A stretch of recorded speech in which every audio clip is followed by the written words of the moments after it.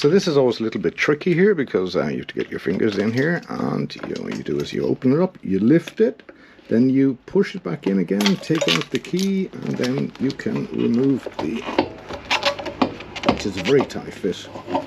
And there we go. That's all. So now we have freed her up of our saddle. Just get that out of the way.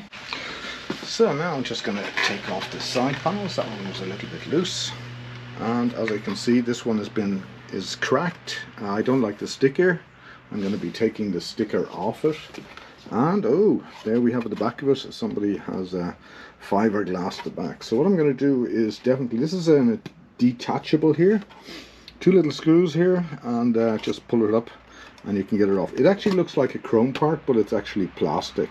You can polish it a little bit with chrome cleaner and it comes up quite nicely. But this crack here, what I'll do is I'll actually go through it with my Dremel, and I'll just open the crack a little bit. Then I can do a filler on it, sand it down, get it ready for the painters, primer it and get it ready for the painters, and then get it painted in the color of my choice. It's always really important to have a place in your garage ready and prepped for putting the parts. You're going to be taking parts off, and I usually get a corner that I won't be using in my workshop and just put the parts in a sort of a box or something like that, so they don't get lost and don't get dirty or whatever like that. And you can work on them one by one and restore them then, but it's really important not just to be taking off parts and dropping them all over the garage, because you're going to lose them and you're not going to be able to put the bike back together again properly. So now this is the handy part of it. I can take the bike out, move it out a little bit, get over to the other side, and yes, you have to be very careful. Usually these are broken. Oh, this one's nicely fiberglass as well, so it does have a little tear here. So we're going to be sanding those down nicely, and the paint is not great on these anyway, and I hate the stickers on them anyway. I don't really like gold. The only thing I like in gold are gold wheels on my GS. So as I was sitting on my thinking chair, I saw something that really alarmed me actually, and the carburetor air filter is not really connected properly to the bike, so it's been it's been getting false air there. It's not been going through the airbox. Now the air filters are very basic on these bikes, so it wouldn't make a hell of a difference, but it makes some. And then the second thing is I saw the fuel hose is not well fitted. It has a sort of a knick in it, it's called in German. There we are. We have the missing English words again.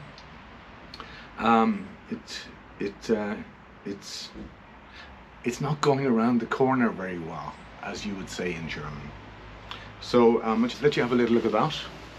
So there we have the fuel hose there coming out of the tank here, then around this corner here, and that's no good at all. That is too tight. So what I'll be doing is I'll be cutting that and then going straight in there under the tank. So we'll have a little look at that now in a second. And what I've noticed as well is that these are not tight on this side here. If you have a look at them on this side here, it's actually fully open. You can, so it's been drawing false air there. Bike wouldn't run right like that. So got some work on this. So the next move is to remove the petrol tank and pull back the air filter or the air box, and I'll be disconnecting the battery, which I always do when I'm working on a bike. So a 10 as usual.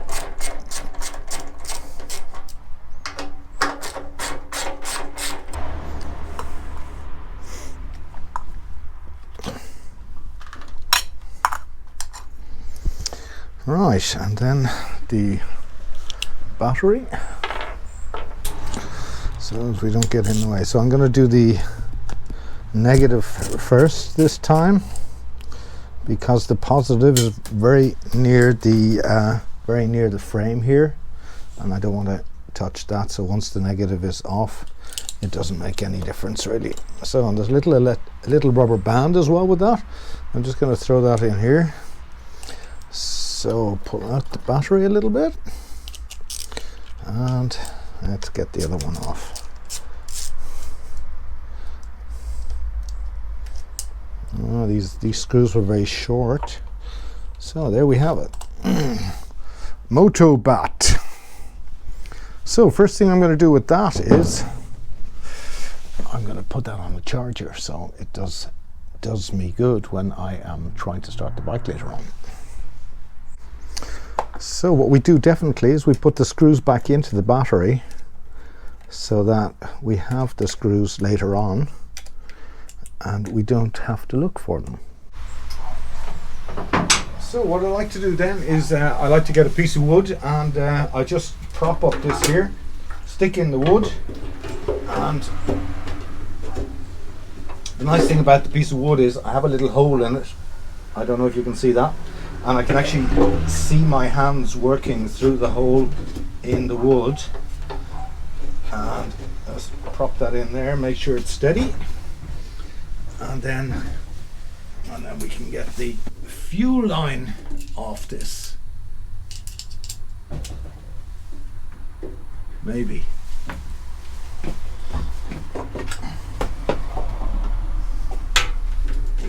Probably a 6. Yes. Right, now we have to have this on so that nothing comes out.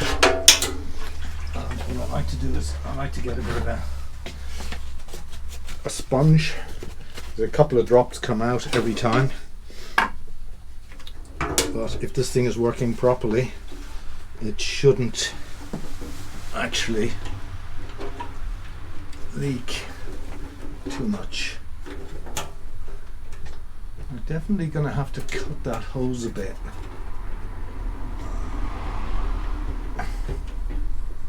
Oh, it's really stuck.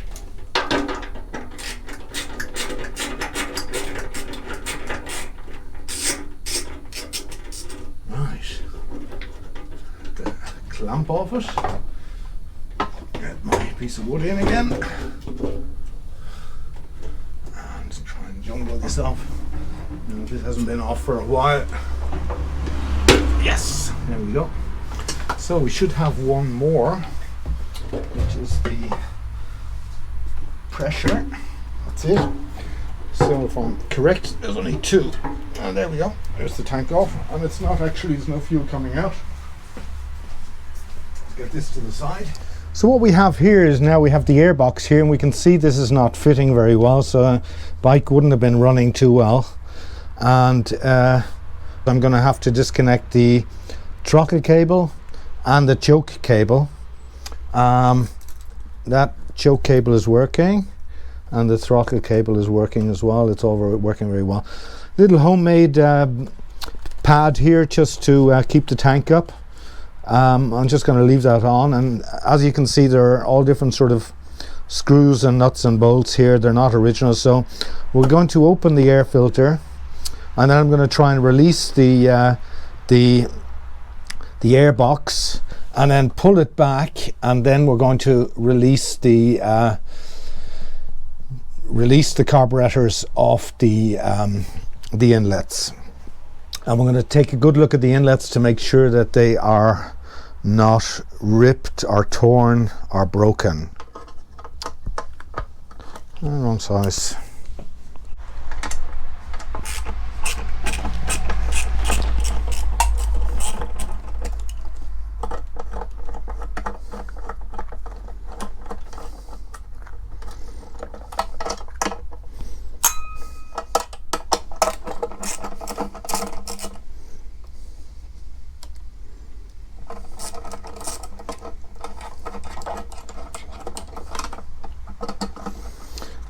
So I'm looking forward to see what this is like.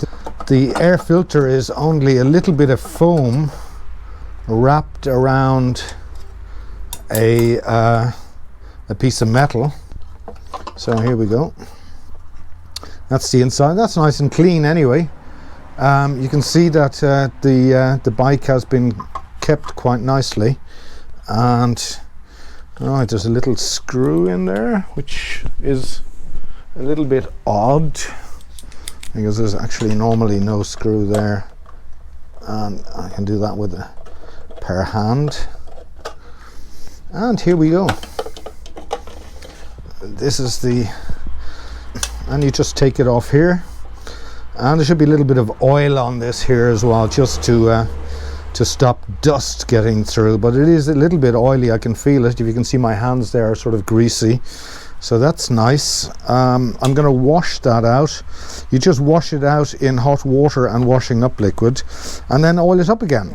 To save me looking for the screws then later, I screw them back in again. Just going to give you some small tips just to help you out the next time.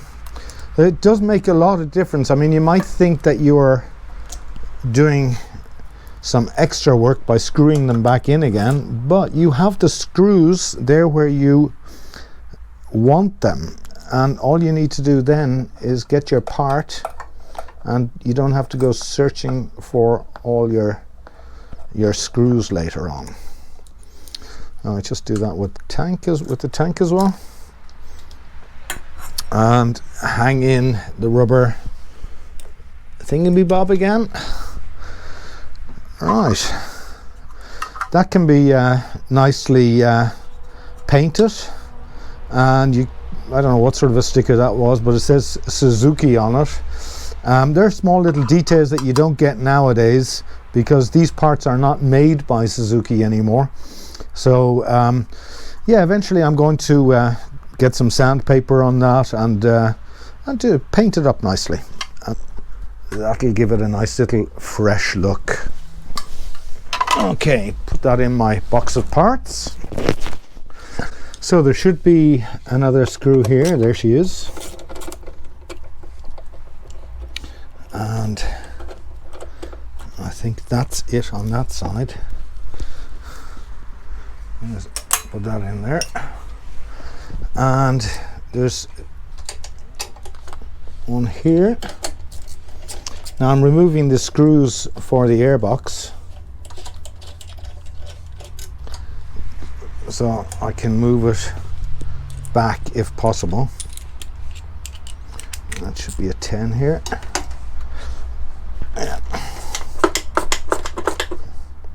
Let's put that down. I'll leave it in the Apple one. So there's an earth wire there as well, mustn't forget that later on. Alright.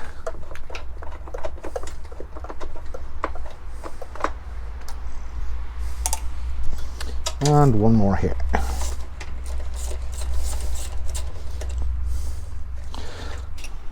So there's a piece of metal there, if I can get that out. That there, that's the clamp holding the airbox, and I can already move it back nicely there. So what I'm going to do now is just release the air intakes. So what we have here is we have a toolbox holder, and this just sort of pops out here. Put that in my box with the other stuff. Now I've pulled back the airbox, and it's actually released itself now from the carburetors. Right, to get a horrible screwdriver onto this, and it's amazing actually. These are all loose. Yeah, this bike couldn't run properly as well. It's just drawing fresh air and taking in a load of gunk. So as you can see here, the airbox is now released. Now that probably won't be far enough to actually get these carburetors back enough off this. Now it might be, but it is a horrible job trying to get these out of a very close area. So what I'm going to try and do is you can actually take out these rubbers here, and then you don't have these clamps, so you have a good bit back. That is the only solution to that. So what I just wanted to give you guys a little, guys and girl, a little tip. When you're using tools, the best thing to do with the tools is actually just to use the tools that you're using, and tools that you are not using, put them back in their place, so you don't get a huge mess of tools. And that's the way I do it. I'm using these tools here at the moment, not these screwdrivers. I'm just going to throw them away actually. But these are the tools that I'm using. I put them down on a rag so that I can see them properly, because if you just put them on the ground or whatever, you're not going to see them. So these are the tools that I'm presently using, and I try to keep some sort of order so that I can you know, I can put my hand on them straight away. Here's the hammer. Just put it back to the other hammers. While I'm at it, I'll actually show you, and here's some of my gear here. This is just what I need when I'm working on a bike, and I have that as full as well. So I spilt my tea and made a mess of my buddy here. So now I'm going to release the carburetors from the intakes and just get those loosened up a little bit. That's one. That's the second one. So the third one's quite hard to get at. I think I have it. Yes. So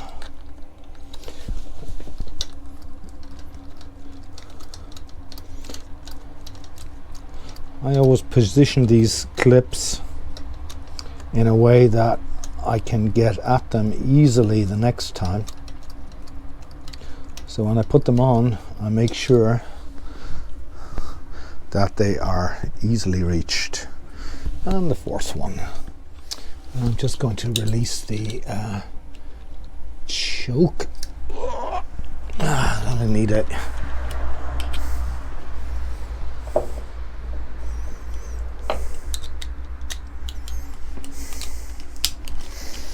A bit of help here. That's it.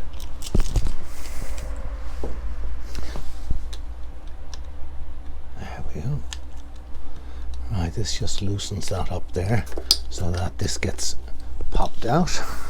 So then I pull the choke out, and there, this little fella here, this little buddy here, has to go down.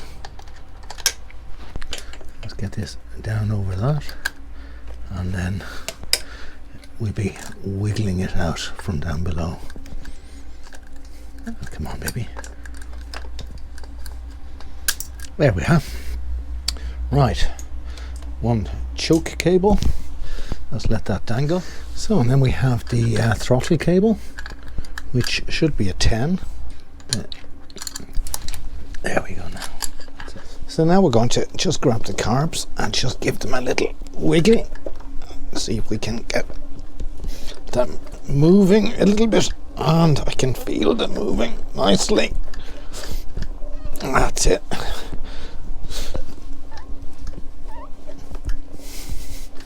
They haven't been out in a while, so come on, baby.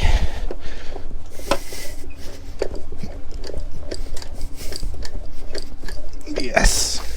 So let's give you a little idea there. You can see that the first carb has come out, and the second one, and the third one. And now we're going to just go to the other side.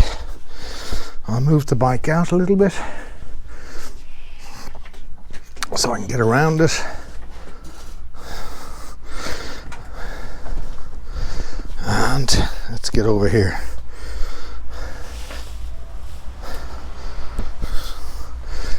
And here we go.